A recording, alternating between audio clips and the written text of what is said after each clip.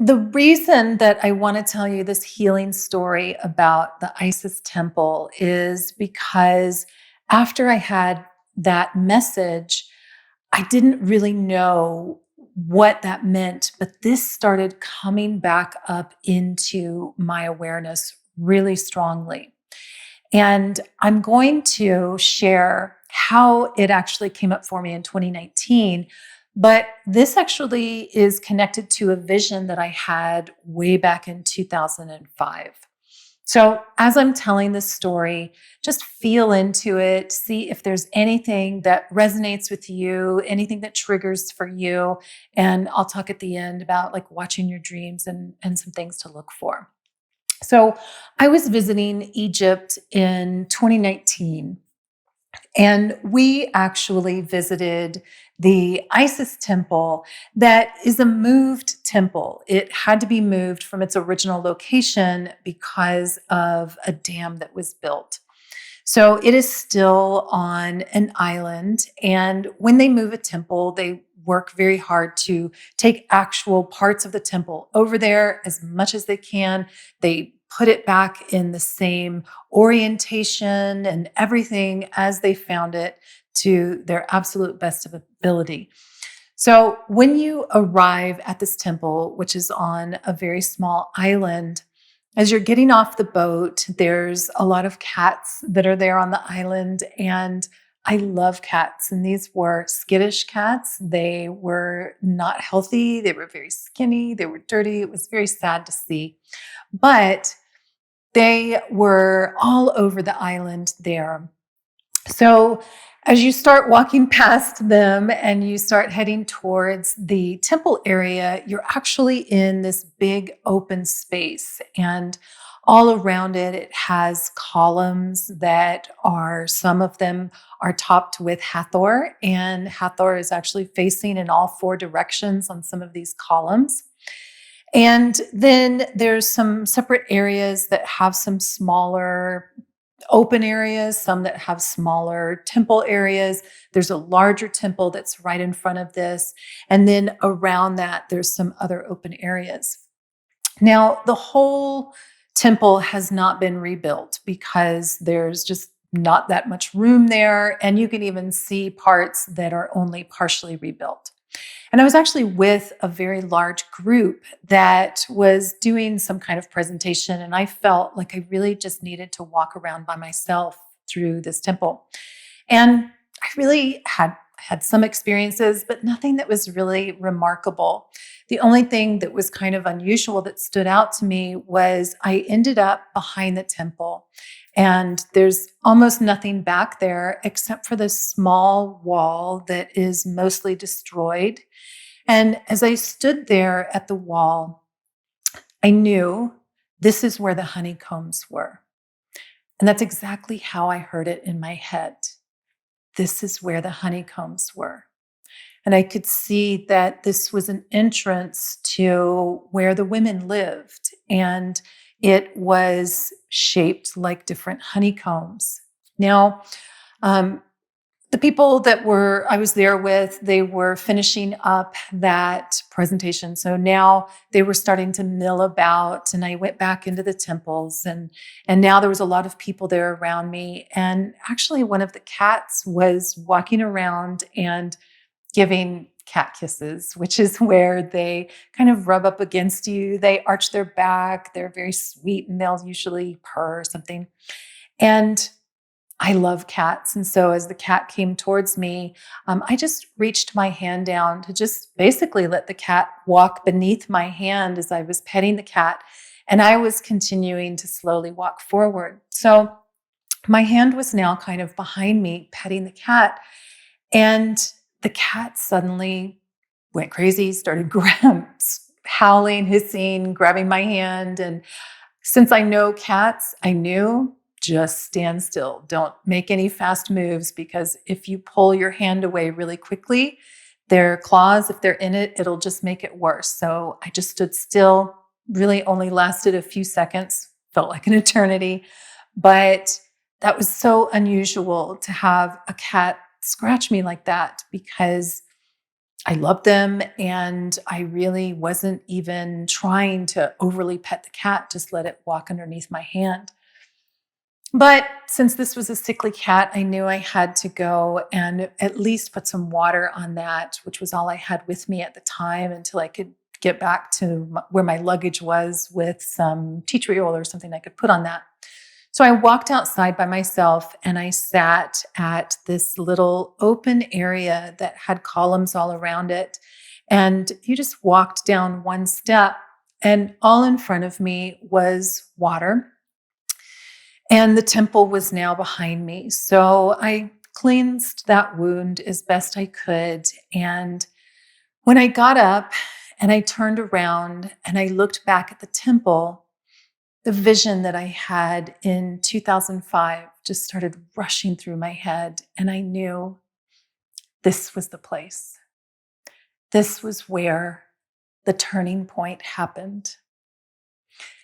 So the vision, 2005, I was doing a session with my soul sister, and I don't even remember what it was about. It certainly wasn't about this, but this is what came up. So during that session, I was suddenly way above a temple, and I could see this open area. I could see columns all around it. I could see buildings at the back of it that I knew that's where the temple was, and I knew where the women were. And as I was high overhead looking at this vision, I was watching women run in all directions as they were being brutally attacked. And I knew that the women in the honeycombs had no other way to get out except to move into this. Otherwise, they were going to be trapped in there. So as all of this was occurring, and there was so much fear and panic happening, I also knew that this was actually happening all over the world. Not exactly in the same way, not at the exact same time, but this was a turning point where the honoring of the feminine was now going to be suppressed.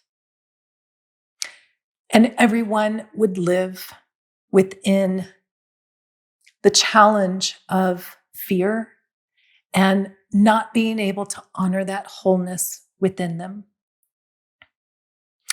Now, I also knew that there would always be little pockets of areas that were holding on to the old energies of honoring both. I knew that people would be born throughout time.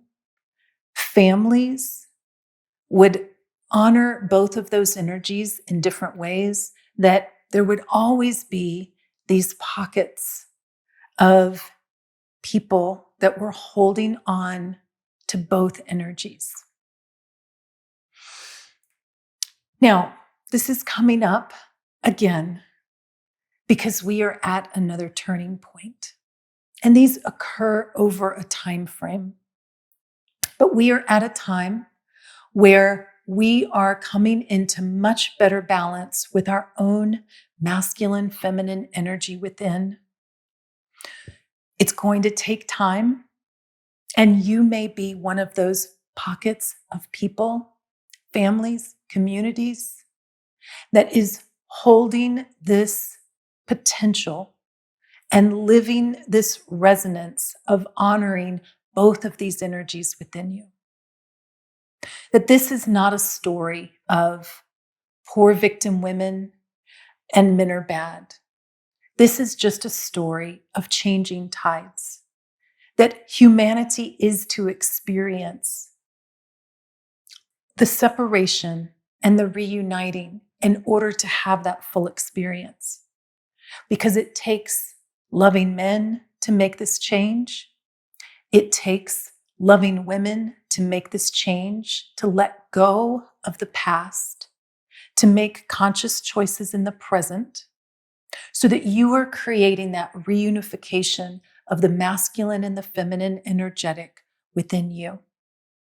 That you hold the wholeness, those two dual forces that create new life, that balance of honoring the inner, the mysterious, the intuitive, the potential, the feminine energetic, along with that balance of honoring the active, the directive, the protective, the balanced divine masculine energetic.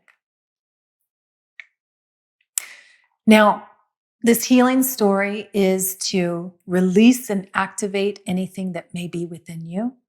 It's to bring into your consciousness some of the different things that humanity has gone through in the past that have been resolving and are at a culmination point of resolving, even though that is a long time frame. It is not just a day when everything suddenly changes.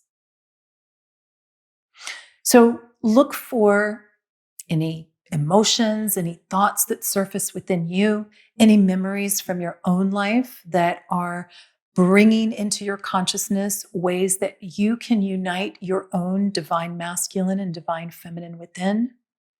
Any dreams that may come up, any things that you observe within humanity, or might be a storyline, even in a movie or something that you're watching that helps to bring that up for you, so that you are letting go of any pain or suppression or any resentment or anger within you that blocks that wholeness within yourself, within your relationships, so that as you are owning your own balance of divine masculine and divine feminine energy, you are protecting your sacred life force, the honeycomb within you, your inner realm, so that you are holding that power of balance and letting that information get into the energy field that we all live within. Now, the next story about this turning point will actually take us to Greece as we continue to reunite the divine masculine and the divine feminine within us. And so that we are preparing to hold our own resonance through this turning point, being the change that helps to anchor a more balanced human experience. So I look forward to the next time.